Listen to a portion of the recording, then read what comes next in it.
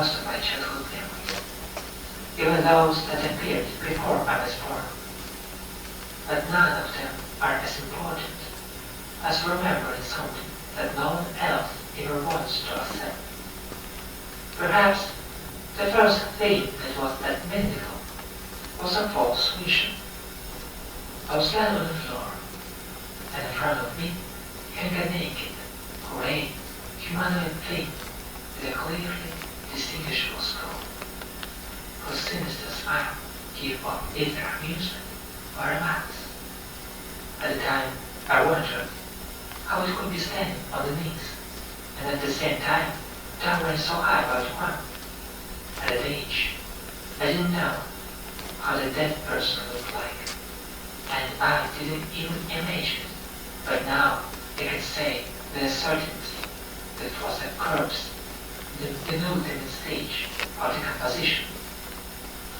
Levitating motionlessly, he looked at me with his wide eyes, illuminated by the moonlight passing through an old window, partially covered with some objects, while terrified not only from his appearance, but also from the very fact that it was unknown whether it was real or not. Reality can be deceiving. That's what all the adults said. They have long been told that children suffer from their own imagination, seeing monsters under the bed or people living in the closet. But after checking every corner of these problematic places, from their point of view, none of them thinks even for a minute that they're actually there.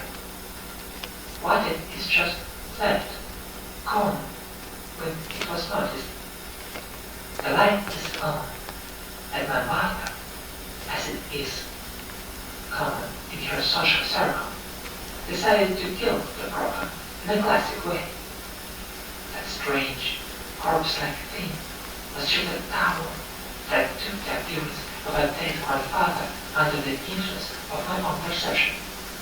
Being a trusting kid, I accepted her idea without thinking about the fact that I'd never seen my grandfather in my whole life and didn't even know about his existence.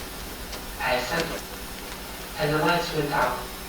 The tower was untouched.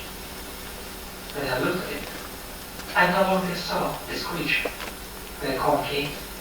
I looked at the blue canvas, brightly illuminated by the rays of a full moon, which came out of the clouds for the sake of the night. And I felt calm, but I couldn't think that being untouched and without changing its shape, how could a tower be the ghost of the deceased?